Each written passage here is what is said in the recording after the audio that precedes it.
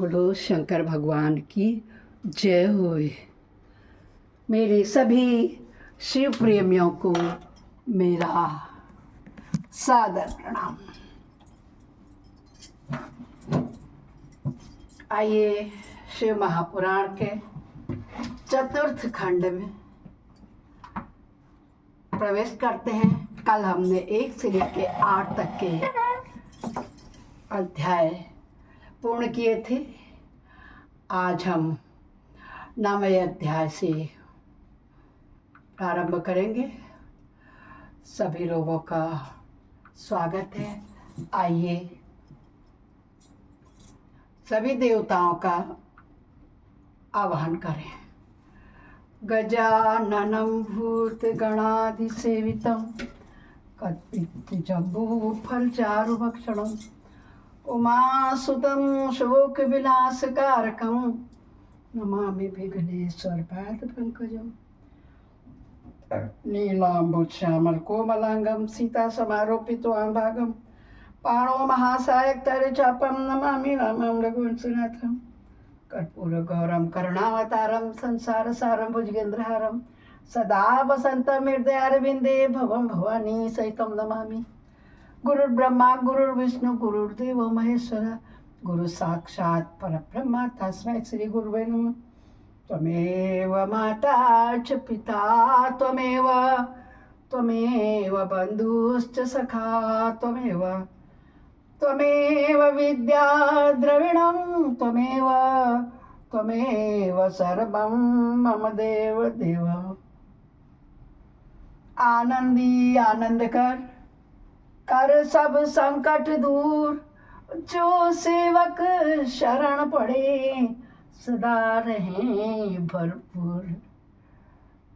तुम दाता हम मांगता, दिया तुम्हारी खाए, तुम ऐसी जग माता दाता, छोड़ और किस दर जाए।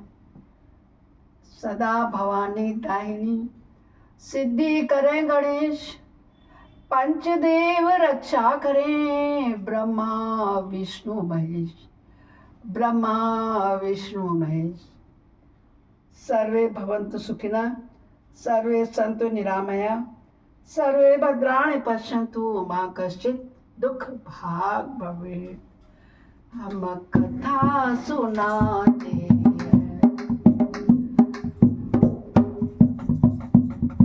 जिसे श्रवण कर मिट जाती है। हाँ, जिसे श्रवण कर मिट जाती है, जन्म जन्म की व्यथा वही है शिव शंकर की कथा।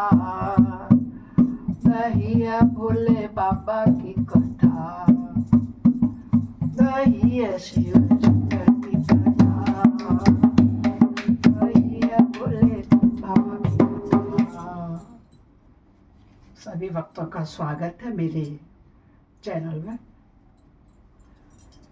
बड़े धैर्य से आप लोग सावन के महीने से इस शिव पुराण को सुनते आ रहे हैं। हरि अनंत हरि कथा अनंत। शिव जी की कथा कभी पूर्ण हो सकती है? क्या आप लोगों का मन करता है कि ये पूर्ण होए? मेरा तो नहीं करता है। आप लोग चाहे कोई सुने ना सुने, कोई आए या ना आए मेरे सत्संग में, मैं तो स्वयं खुद ही पठन पाठन और श्रवण कर लूँगी।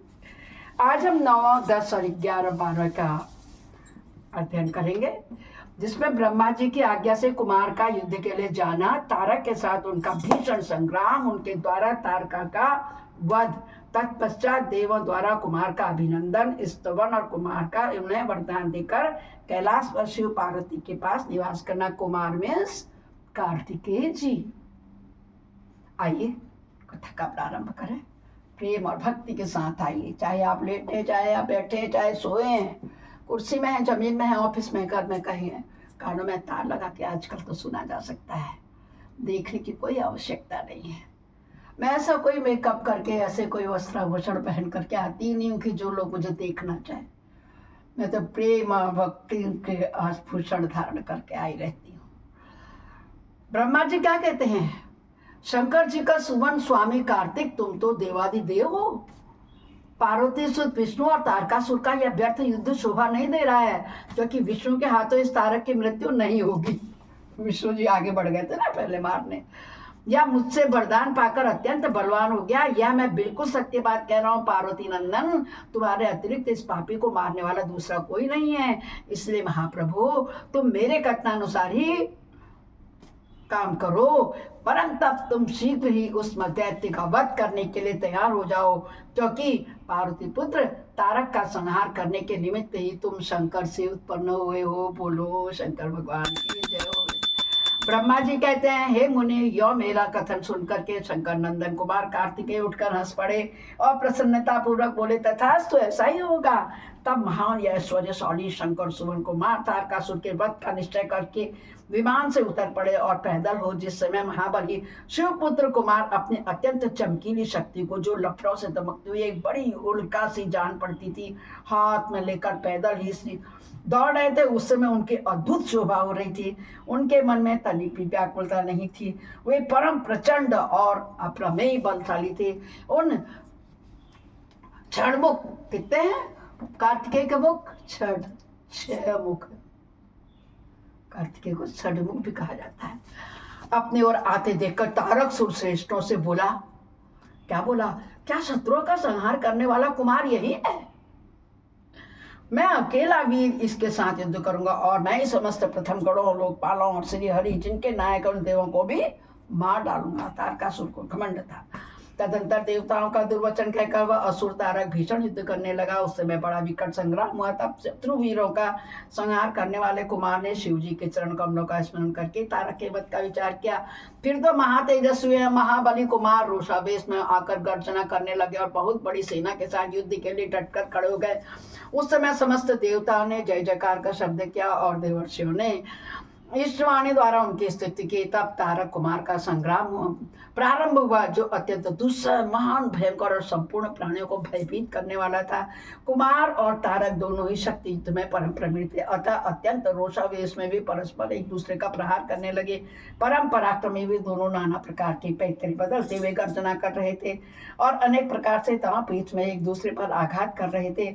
उस समय देवता, गंधर्व और किन्नर सभी चुपचाप खड़े होकर के वह दृश्य देखते रहे। उन्हें परम विस्मय हुआ, यहाँ तक कि वायु का चलना बंद हो गया, सूर्य की प्रभा फीकी पड़ गई, पर्वत एवं वन खानों सहित सारी पृथ्वी कांप उठी, क्योंकि दो वीर योद्धा लड़ाई कर रहे थे। इसी अवसर पर हिमालय आदि पर्वत स्नेहाभिभूत होकर के कुमार की रक्षा के लिए वहां आ गए।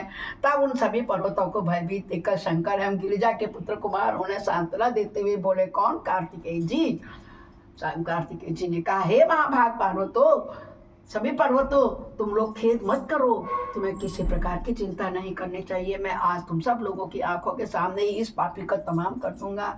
यह उन पर्वतों और देवगणों को ढाढ़स बताकर कुमार ने गिरिजा और शंभु को प्रणाम किया तथा अपनी कांतिमती शक्तियों को हाथ में लिया। शंभु पुत्र कुमार महाबली तथा महान ऐश्वर्यशाली तो थे ही, तब उन्होंने तारका का वध करने की इच्छा से शक्ति हाथ में ली। उस समय उनकी अद्भुत शोभा हुई। तदंतर शंकर जी के तेज से संपन्न कुमार उस शक्ति के तारकासुर, जो समस्त लोगों को कष्ट देने वाला था, प्रहार किया। उस शक्ति के आघात से तारकासुर के सभी अंग छिन्न भिन्न हो गए थे और संपूर्ण असुर गणों का अधिपति वह महावीर सहसा धराशायी हो गया। उन्हें सबके देखते देखते वही कुमार द्वारा मारे गए तारक के प्राण पखेरु उड़ गए। उस उत्कृष्ट वीर तारक को महासमर में प्राण रहित होकर गिरा हुआ देखकर वीरवर कुमार ने पुनः उस पर वार नहीं किया। समझ गए थे ना, मर गया करके, वार नहीं किया। उस महाबली दैत्य राज तारक के मारे जाने पर देवताओं ने बहुत से असुरों को मौत के घाट उतार दिया। उस युद्ध में कुछ असुरों ने भयभीत होकर हाथ जोड़ लिए, कुछ के शरीर छिन्न भिन्न हो गए और हजारों दैत्य मृत्यु के अतिथि बन गए। कुछ शरणार्थी हुए दैत्य अंजलि बांधकर पाही पाही पाही माने रक्षा करो, रक्षा कीजिए, रक्षा कीजिए, यों पुकारते हुए कुमार के शरणापन्न हो गए। कुछ मार डाले गए और कुछ मैदान छोड़कर भाग गए। सहस्त्रों दैत्य जीवन की आशा से भागकर भग्न हो गए, पाताल में घुस गए। कुछ उन सबकी आशाएं खत्म हो गई और मुख पर दीनता छाई हुई थी। मुनीश्वर, इस प्रकार वो सारी दैत्य सेना विनिष्ट हो गई। देखो, जब इसका वर्णन करते हैं तो आंखों सामने चित्र सा खिंच जाता है ना, इसी कहते हैं भक्ति भाव, श्रद्धा से अगर आप सुन रहे हो इस प्रकार वह सारी दैत्य सेना में नष्ट हो गई। देवगणों के भय से कोई भी वहां ठहर न सका। उस दुरात्मा तारक के मारे जाने पर सभी लोग निष्कंटक हो गए और इंद्र आदि सभी देवता आनंदमय हो गए, क्योंकि इंद्र की गद्दी छीन ली थी ना, स्वर्ग पे राज्य कर लिया था तारकासुर ने। तभी तो शिव विवाह हुआ था, पूरा तृतीय खंड पार्वती खंड था, बड़ा आनंद आया था। आज इसी उद्देश्य को पूरा कर दिया, तारकासुर का वध कर दिया कार्तिकेय जी ने, षडमुख कुमार शिव और पार्वती के। यों कुमार को विजयी देखकर एक साथ ही संपूर्ण देवताओं तथा त्रिलोकी के समस्त प्राणियों का महान आनंद प्राप्त हुआ। उस समय भगवान शंकर भी कार्तिकेय की विजय का समाचार पाकर प्रसन्नता से भर गए और पार्वती जी के साथ गणों से घिरे हुए वहां पधारे। तब जिनके हृदय में स्नेह समाता नहीं था, वे पार्वती जी परम प्रेम पूर्वक सूर्य के समान तेजस्वी अपने पुत्र कुमार को अपने गोद में लेकर लाड़ करने लगी। उसी अवसर पर अपने पुत्रों से घिरे हुए हिमालय ने बंधु बांधवों तथा अनुयायियों के साथ आकर शंभु पार्वती और गो का स्तमन किया। तत्पश्चात संपूर्ण देवगण मुनि सिद्ध और चारणों ने शिवनंदन कुमार का शंभु और परम प्रसन्न हुए पार्वती की स्तुति की। उस समय उपदेवों ने बहुत बड़ी पुष्प वर्षा करी, वो सभी प्रकार के बाजे बजने लगे तथा विशेष रूप से जय जयकार और नमस्कार के शब्द बारंबार उच्च स्वर से गूंजने लगे। उस समय वहां एक महान विजयोत्सव हुआ, विजयोत्सव जीत का उत्सव, जिसमें कीर्तन की विशेषता थी और वह स्थान गाने बजाने के शब्द तथा अधिकाधिक ब्रह्म घोष से व्याप्त थे। मुने समस्त देवगणों ने प्रसन्नता पूर्वक गा बजाकर तथा हाथ जोड़कर भगवान जगन्नाथ की स्तुति की। तत्पश्चात सबसे प्रशंसित एवं अपने गुणों से घिरे हुए भगवान रुद्र जगत जननी भवानी के साथ अपने निवास स्थान कैलाश पर्वत को चले गए। इधर तारा को मारा गया देखकर सभी देवताओं और समस्त प्राणियों के चेहरे पर हंसी खिलने लगी। वे भक्ति पूर्वक शंकर सुवन कुमार की स्तुति करने लगे। हे देव, तुम दानव श्रेष्ठ तारक का हनन करने वाले हो, तुम्हें नमस्कार है। शंकर नंदन, तुम बाणासुर के प्राणों का अपहरण करने वाले तथा प्रलंबासुर के विनाशक को, तुम्हारा स्वरूप परम पवित्र है, तुम्हें हमारा अभिवादन है। कार्तिकेय जी का यहाँ पर ज्यादा महत्व है, क्योंकि तारकासुर का वध कोई नहीं कर सकता था। ब्रह्मा जी कहते हैं, हे मुने, जब विष्णु आदि देवताओं ने इस प्रकार कुमार का स्तुति किया तब उन प्रभु सभी देवों को क्रमशः नया वर प्रदान किया। तत्पश्चात पर्वतों की स्तुति करते देखकर वे शंकर तनय परम प्रसन्न हुए और उन्हें वर देते हुए बोले। स्कंद ने क्या कहा? मैंने क्या कहा, तारकासुर का एक नाम स्कंद भी है। भूधरो, भूधरो यानी पर्वतो, तुम सभी पर्वत तपस्वियों द्वारा पूजनीय तथा कर्मठ और ज्ञानियों के लिए सेवनीय हो गए।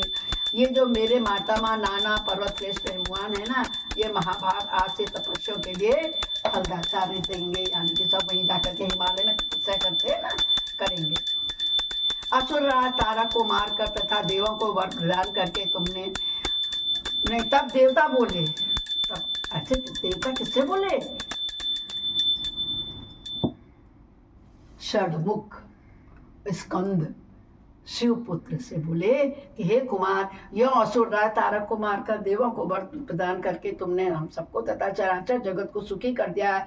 अब तुम्हें परम प्रसन्नता पूर्वक अपने माता पिता और शंकर का दर्शन करने के लिए शिव के निवास भूत कैलाश पर्वत पर चलना चाहिए। ब्रह्मा जी कहते हैं, हे मुने, तदंतर सब देवताओं के साथ विमान पर चढ़कर कुमार स्कंद शिव जी के समीप कैलाश पर्वत गए। उस समय शिव शिवा ने बड़ा आनंद मनाया। देवताओं ने शिव जी की स्तुति की। शिव जी ने उन्हें वरदान दिया, अभयदान देकर विदा किया। हे मुने, उस अवसर पर देवताओं को परम आनंद प्राप्त हुआ। वे शिव पार्वती तथा शंकर नंदन कुमार के रमणीय यश का बखान करते हुए अपने अपने लोक को चले गए। इधर परमेश्वर शिव भी शिवा कुमार तथा गणों के साथ आनंद पूर्वक उस पर्वत पर निवास करने लगे। मुने, इस प्रकार जो शिव भक्तों से ओतप्रोत सुखदायक एवं दिव्य है कुमार का यह सारा चरित्र मैंने तुमको वर्णन करके सुना दिया। अब और क्या सुनना चाहते हो बताओ। मैं यह अध्याय 13वें में बताऊंगा। ब्रह्मा जी सारी कहानी उनको सुना रहे हैं, नारद जी को। बोलो हर हर हर महादेव। इस प्रकार रुद्र संहिता के 4th खंड का 12वां अध्याय कंप्लीट हुआ। मैं अपनी वाणी को विश्राम देती हूँ। यदि मुझसे कोई त्रुटि हो जाए तो आप सभी मुझे माफ़ कीजिएगा। ओम हर हर हर महादेव। नमः शिवाय, नमः शिवाय, नमः शिवाय, नमः शिवाय, नमः शिवाय, नमः शिवाय, नमः शिवाय, नमः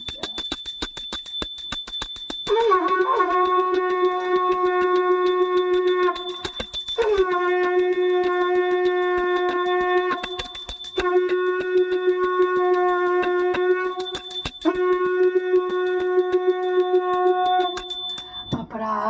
सहस्राणि क्रियन्ते अनिशमया दास्वामिति माम त्वां क्षम्यस्व परमेश्वरी। आवाहनं न जानामि विसर्जनं पूजां च न जानामि क्षम्यतां परमेश्वर। मंत्रहीनं क्रियाहीनं भक्तिहीनं सुरेश्वर याद पूजितं मया देव परिपूर्णं तदस्मै। हे शंकर भगवान, हे इष्टदेव कुलदेव सत्यदेव, हे षडमुख,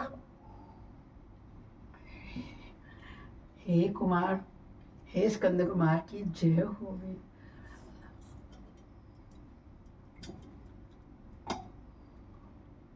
भक्तों, ये ऐसी कथा है इसको सुनने से सारे पाप कष्ट नाश हो जाते हैं। इसलिए कहते हैं क्या, जिसे श्रवण कर मिट जाती है, किसे, इसे शिव महापुराण को, जिसे श्रवण कर मिट जाती है जन्म जन्म की व्यथा। यही है शिव शंकर की कथा, यही है भोले बाबा की कथा। गोविंद बोलो हरि गोपाल, राधा रमण हरि गोविंद। बोलो शंकर भगवान की जय होवे। कल फिर मिलते हैं शिव महापुराण के 13वें अध्याय में। तब तक के लिए शंकर भगवान सबकी दया कृपा करें, सबके घर पर नकारात्मकता दूर कर सकारात्मकता दें। हर हर महादेव।